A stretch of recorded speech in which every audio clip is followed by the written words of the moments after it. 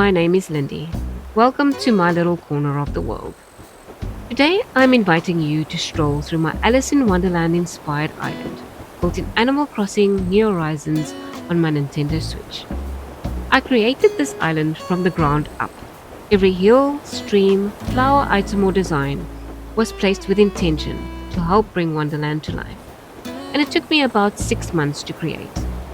My island is based on the 1951 animated film and portrayed scene for scene. Let's open my map and I'll introduce you to my 3 residents, 10 villagers, and show you my island outlay. My in-game character is called Lilu and she portrays Alice. My 2 other residents, Dandelion portrays the Mad Hatter and Lindy Lou portrays the Red Queen. My 10 villagers were chosen to represent characters from the film. Chrissy and Francine, who are in-game sisters, represent Tweedledee and Tweedledum. Gabi represents the White Rabbit. Bob represents the Cheshire Cat. Groucho represents the Blue Caterpillar. Hare represents the March Hare. Jitters represents the Mad Hatter. And Cherry represents the Queen of Hearts. I also have 2 villagers who are not characters in the film, but they represent Wonderland beautifully. Hare, whose head is shaped like a teapot, is my tea party on legs. And Flora, a pink ostrich, represents a flamingo, a perfect choice for the croquet game to come. On my map, a blue spiral swirls from the center. This is my river I carved out, curling around the island, guiding the story. I have cordoned off resident services to help shape that journey. I've used the in-game designer app to find and place custom panels and standees with designs of the characters. This blocks off the area and ensures you follow the set path. The story begins here, where you'll wake up if you visit my island through a dream, tucked in a bed in front of resident services. From here, the path is clear. Just follow the spiral. For Nintendo Switch players, my dream address is at the bottom of my map. I've also left a few gift parcels for the dreamers. There are 4 blue gift parcels and 4 green gift parcels. The blue gifts hold the Alice outfit, like mine. The 4 green gifts hold the Mad Hatter's ensemble. So whether you're feeling curious or a little mad, feel free to dress up. Not required, but adds a little extra magic.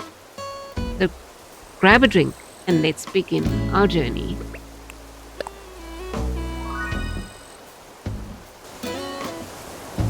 The film opens with Alice beside her sister, who reads from a book. Alice isn't interested. Her curious mind dreams up a story of her own. So here you'll meet Alice by a stream, her book beside her, and her cat Dinah close by. A clock tower ticks in the background, and there is a bridge just beyond it, a quiet nod to the film's opening scene. Things turn curious as Alice spots the White Rabbit rushing past, checking his pocket watch and muttering, "I'm late! I'm late!" Naturally, Alice follows. What could a rabbit possibly be late for? He heads down a winding path, glimpses him again, and climbs up a vine-covered hill. The path twists until she gets to a sign that reads "Down the Rabbit Hole" and a sign painted on the ground saying "This way." And yes, you literally have to jump. So let's jump.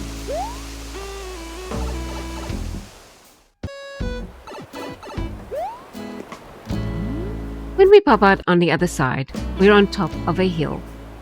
This is my portrayal of Alice's fall down the rabbit hole. Around you, things get a little strange.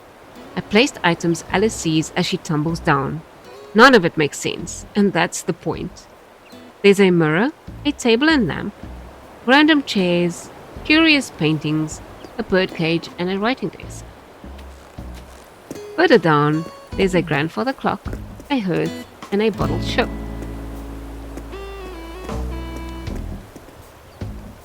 Alice grabs a book from a pile, settles into a rocking chair briefly, then she tips off and falls further.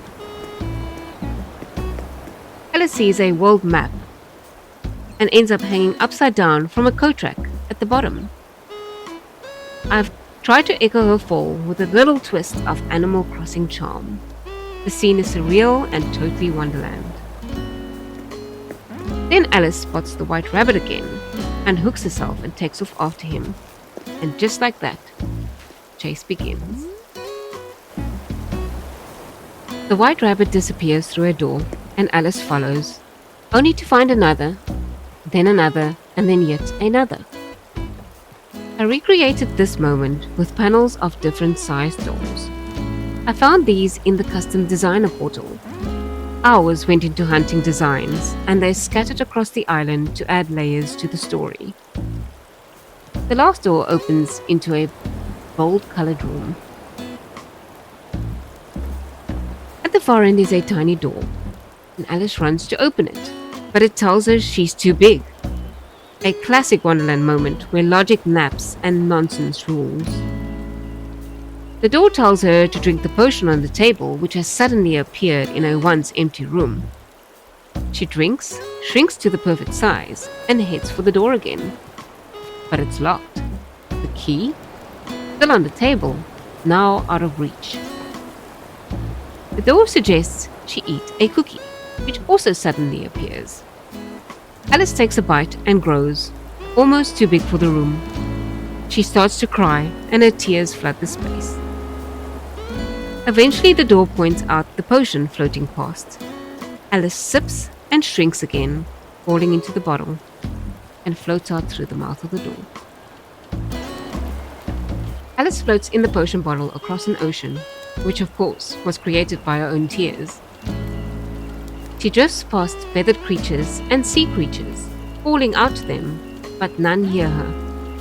The tide just carries her along until she is washed up on a beach with the rest of them. Here things grow even more absurd. Characters run around a rock with a dodo perched on top, warming himself by a fire and commanding the caucus race. He orders everyone to run in circles to dry off, though waves keep crashing over them.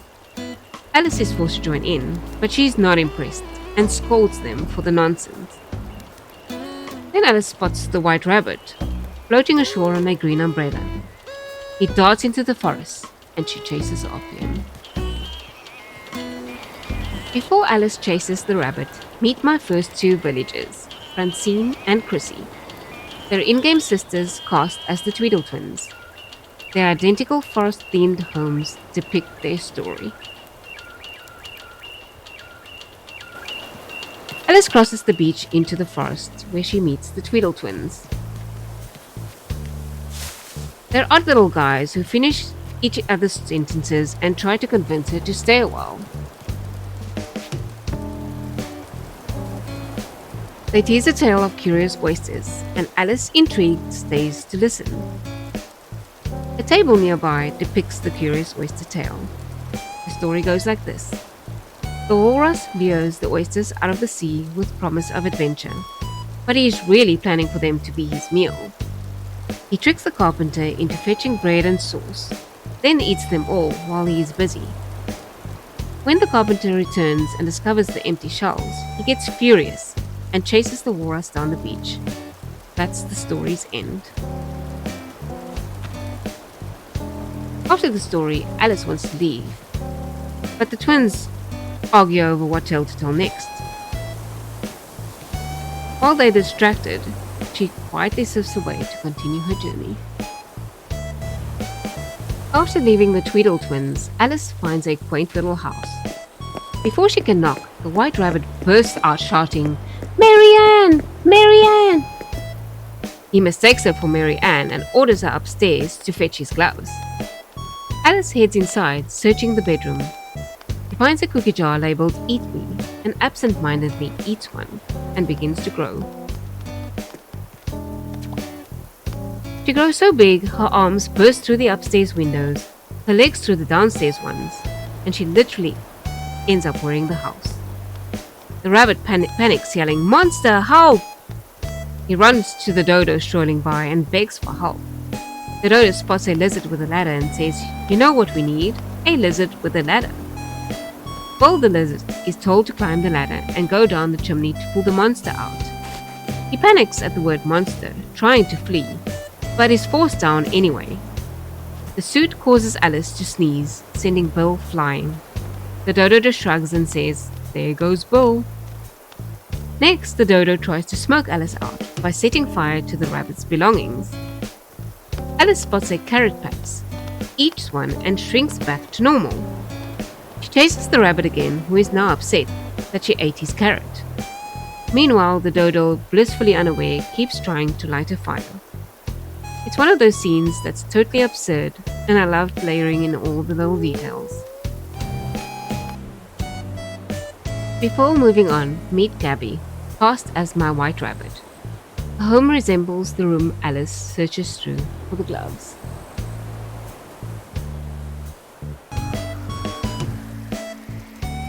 After shrinking and escaping the rabbit's house, Alice wanders into a colorful flower garden.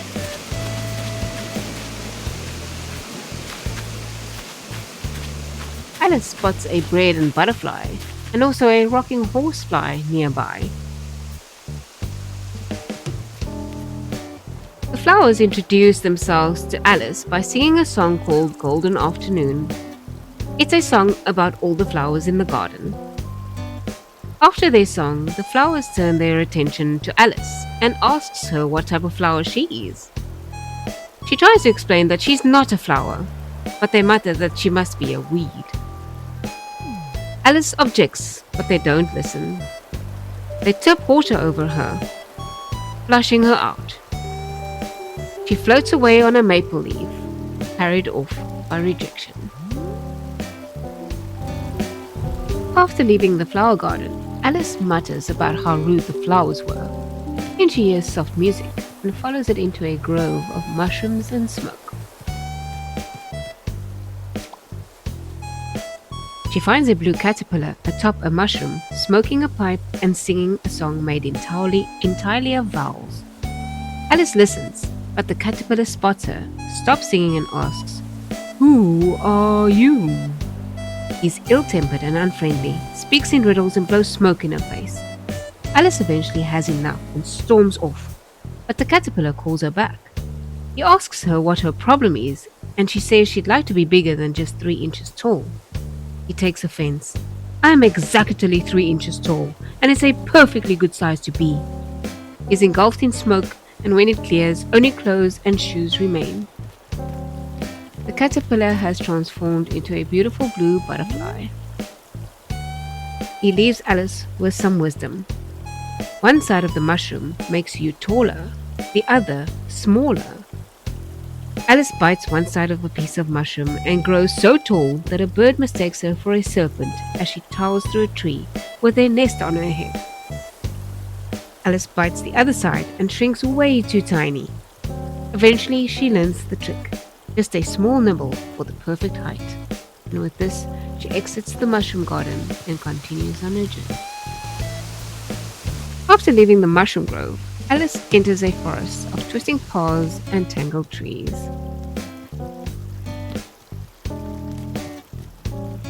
She finds a large tree, covered in signs pointing every which way.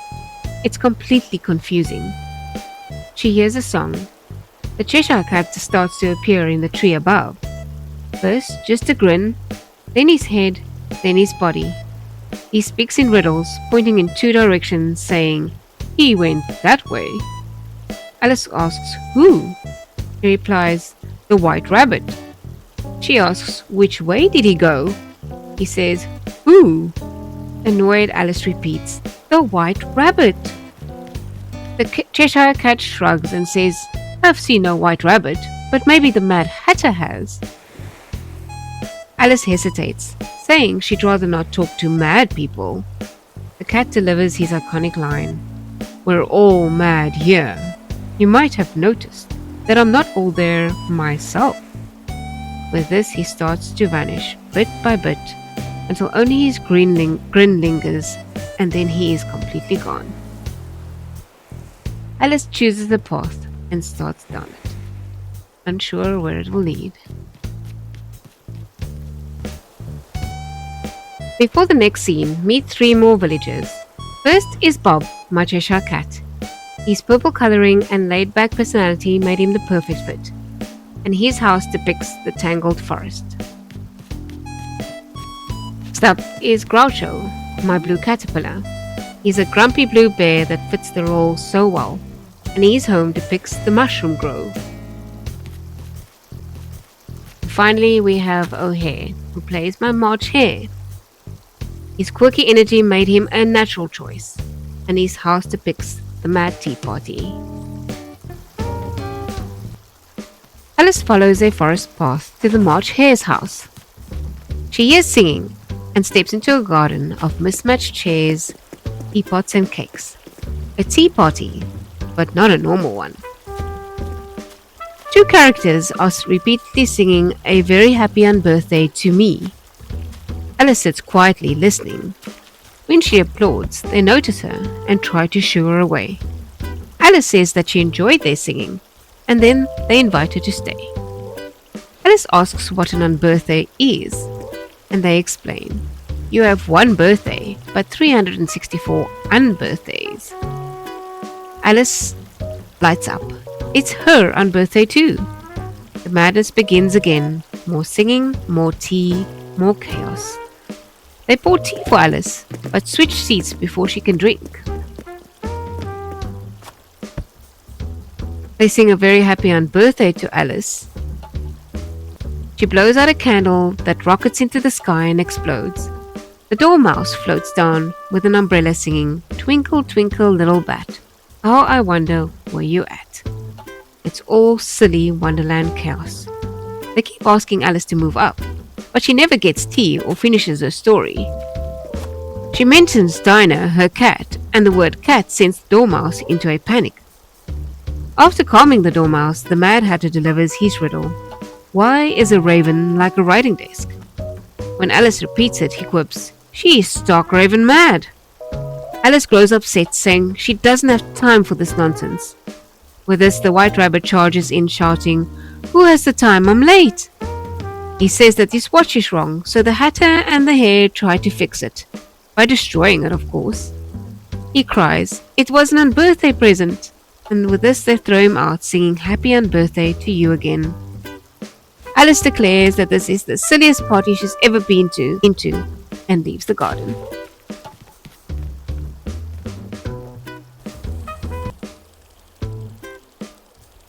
Before moving on, meet Tia. Not from the movie, but my representation of the tea party. She's an elephant whose head looks like a teapot and fits the theme perfectly. Her house is decorated with cakes, teapots, and even a mad teapot ride. Leaving the mad tea party, Alice enters Tulgey Wood, a strange tangled forest filled with magical, nonsensical creatures. Tulgey Wood is my largest, most intricate build, and it took immense imagination to create. The first two creatures that Alice meets is a glasses bird and a mirror bird. The glasses bird rests on Alice's face, and the mirror bird allows Alice to see her reflection. But Alice is tired of the nonsense and carries on down the path. She climbs over a fallen branch and accidentally steps on a horn duck. The group of them honk off and march off to the pond in protest, scolding her for her careless step. Alice too heads for the pond, crossing it on stepping stones. Two frogs, one drum and one cymbal, leap in rhythm across the lily pads. Next, Alice reaches a waterfall where a group of blackbirds are bathing. She calls out to them for directions, but then realizes that they are umbrella vultures. She backs away quickly, whispering, Never mind. From there she wanders upon a cage bird. Its head and feet bird-like, but its body a birdcage with a tiny little bird inside.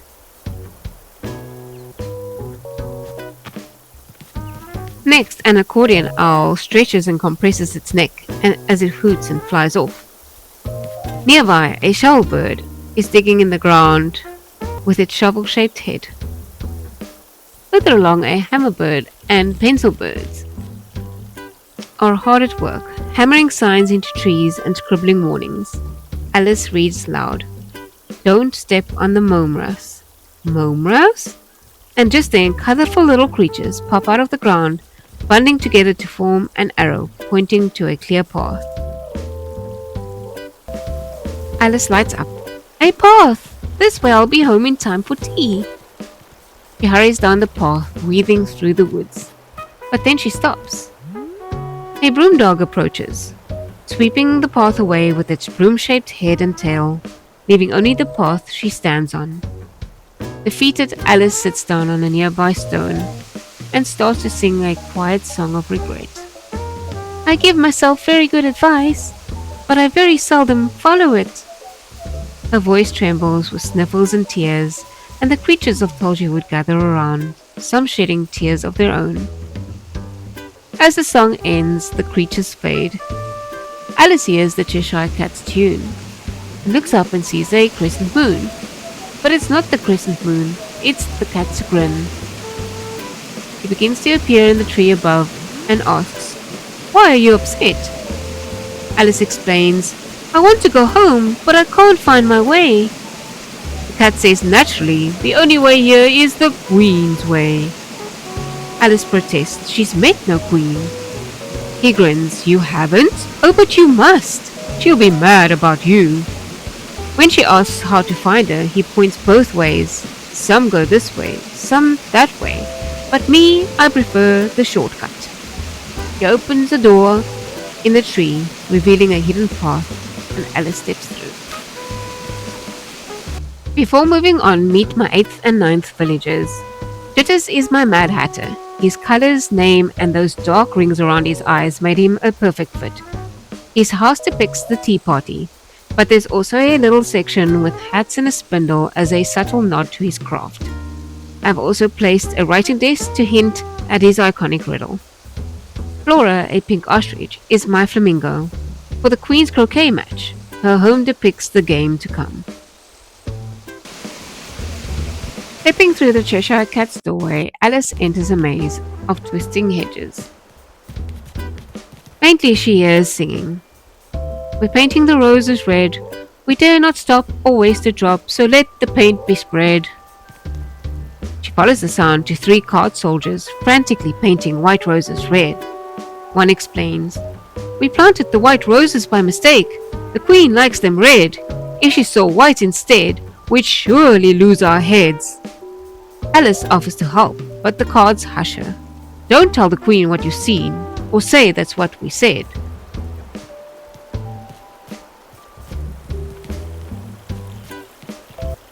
Just then, the Queen's army arrives and circles the area. The 3 card soldiers lie down to hide, and Alice follows their lead.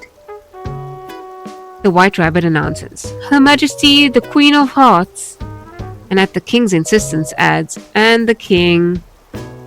The Queen smiles, but then notices paint dripping from the roses and shouts, "Who's been painting my roses red? Who dares to paint with vulgar paint the royal flower bed? Someone will lose their head." Alice pleads for mercy for the soldiers, saying they were only trying to help, but the Queen's verdict is final. "Off with their heads!" The Queen squints at Alice. "Who are you? Where do you come from? Where are you going?" Alice replies, "I'm Alice. I'm trying to find my way home." The Queen snaps, "Your way? Always here are my way." Alice shrugs. "I was just going to ask," but the Queen cuts her off again. "I'll ask the questions. Do you play croquet?" Alice answers, Yes, Your Majesty." The Queen yells, "Then let the games begin." Here I introduce my final villager, Cherry, a bold red dog cast as the Queen of Hearts. Her house depicts the royal court with regal chaos and theatrical flair. After the Queen's decree, Alice is led through another maze before arriving at the Queen's castle.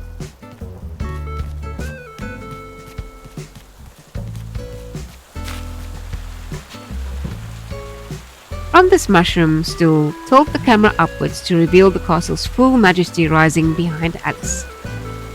The castle is built with in-game items. Pillars and lighthouses add height, gold panels line the front, and a golden seat mark the gate. Wedding organs add grandeur at the back.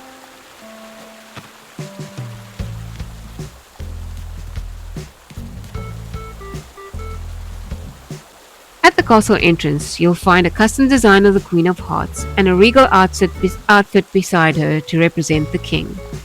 Guards flank them, standing watch over the royal court. This castle design was inspired by a creator named Luna, whose work I admired on YouTube. I adapted it for my Wonderland build, and it fit perfectly for the Queen's castle. Beside the Queen's castle, the croquet match begins, and it's rigged, of course. The Queen's Flamingo mallet bends perfectly. Her hedgehog balls roll true, and the card soldiers guide every shot. Alice's Flamingo refuses to cooperate. Her hedgehog curls up, and her cards lie flat to sabotage her moves. As the Queen bends to take a shot, the Cheshire Cat lounges on her back, grinning. He speaks to Alice, who replies aloud. The Queen snaps, "What did you say?" And Alice answers, "I was talking to the cat." "What cat?" she demands, spinning around, but of course he's vanished. Annoyed, the Queen swings, but the real chaos comes when the cat uses the Flamingo to hook the Queen's dress, and it flips over her head, exposing her bloomers covered in red hearts. Furious, she shrieks, "Off with her head!" blaming Alice. The king stands quietly watching the chaos. Finally, he steps forward. "Can't we have a trial? A little one?" The Queen pauses, then agrees. The scene is wild, unfair, and full of clever symbolism. Let the trial begin. The White Rabbit blows his horn. "Your Majesty, members of the jury, loyal subjects," and again at the king's insistence, "and the king." The accused is charged with enticing Her Majesty to a game of croquet, and therefore willfully teasing, tormenting, and annoying the Queen, causing her to lose her temper. The Queen leans forward. "Ready for your sentence, dear?" Alice blinks. "But what about the verdict?" The King convinces the Queen to call some witnesses. First, the March Hare, drinking tea, knows nothing. Then the Dormouse mumbles, "Twinkle, twinkle, little bat," from his teapot and drifts back to sleep. Finally, the Mad Hatter is asked, "Where were you while this crime was being committed?" He replies, "I was home drinking tea. Today is my own birthday." The King perks up. "Why dear, today is your own birthday too." The Queen gasps. Suddenly, they burst into song. There's cake, an explosion, and a gift. The Cheshire Cat appears, perched on the Queen's crown, and Alice points. "There he is again." The Queen asks, "Who?" "The Cheshire Cat," Alice explains. The Dormouse hears cat and goes mad again. The Queen gets jam in her face and is struck on the head. The incriminating jam and the mallet is quickly passed to Alice. The Queen looks up, seeing Alice holding them, even though the act was not her doing. "Off with her head!" the Queen shrieks in her fury, laying the final verdict. Just then Alice finds 2 mushroom pieces in her pocket. She eats both and grows really tall. The Queen cowers as Alice towers over her. Alice declares, "You're nothing but a fat, bad-tempered, pompous old tyrant!" But before she finishes, the second mushroom takes effect and she shrinks tiny again. "Off with her head!" the Queen demands again, and Alice turns and runs. It's a moment of madness, defiance, and escape. Pure Wonderland. After the trial's chaos, Alice runs through the hedges. Card soldiers chase her, shouting. She races past the caucus race, where everyone is still circling the rock, and the royal party joins in. Alice leaps over the tea party table, knocking over teapots and chairs, then dives into a giant teacup, where the Mad Hatter and March Hare are still singing. The tea swirls like a whirlpool. In the sea, she finds the caterpillar puffing smoke. He asks again, "Who are you?" Alice doesn't answer. She's focused on swimming towards the small door, but it's still locked. simply must get out, she cries. The door replies, but you are outside. Look. Alice peers through the keyhole and she sees herself asleep beneath a tree. That's me, I'm asleep. Her sister's voice calls, wake up, Alice. And she wakes. Back in the real world, the dream fades like mist. Dinah is curled up beside her. Alice stands, brushes off her dress, and marches off with her sister to have some tea. The dream ends, Alice awakens, and the spiral closes. And while the spiral closes here, there's also an outer arc I call Beyond the Spiral. It holds 3 villager homes decorated with Wonderland references and whimsical playful details that didn't fit into the main journey. If you'd like me to showcase that separately, let me know. It could be a fun bonus tour to explore together.